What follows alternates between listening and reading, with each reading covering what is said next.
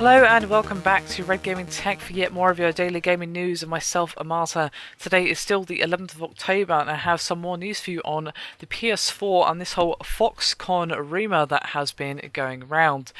Now, just in case you've somehow missed it, which seems fairly unlikely considering how prevalent this particular report has been over the last couple of days, is that the Chinese manufacturer Foxconn has been forcing labour on, quote, thousands of students from an IT engineering program at the Xi'an Institute of Technology. And this is as part of the factory's PS4 manufacturing operation. Now, this is according to reports out of China.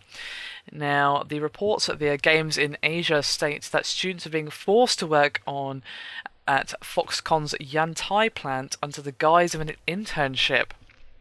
And they've said, quote, students have been told if they refuse to participate, they lose 6 course credits, which effectively means they will not be able to graduate. Students say that their working hours are exactly the same as regular hours. The only difference is that unlike the workers, the students aren't being paid. Now, Sony did issue a statement to MCV that Foxconn has been found to be fully compliant with its own code of conduct.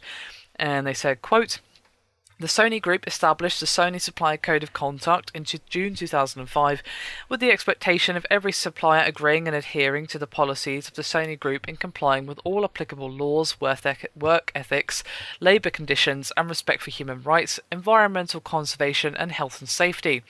We understand Foxconn fully comprehend and comply with the Sony Supply Code of Conduct.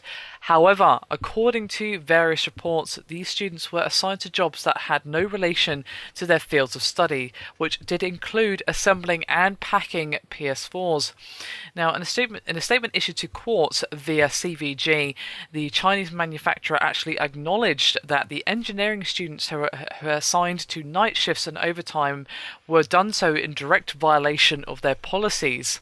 And they've said, quote, immediate actions have been taken to bring that campus into full compliance with our code and policies by reinforcing the policies of no overtime and no night shifts for student interns, even though such work is voluntary, and reminding all the interns of their rights to terminate their participation in the program at any time.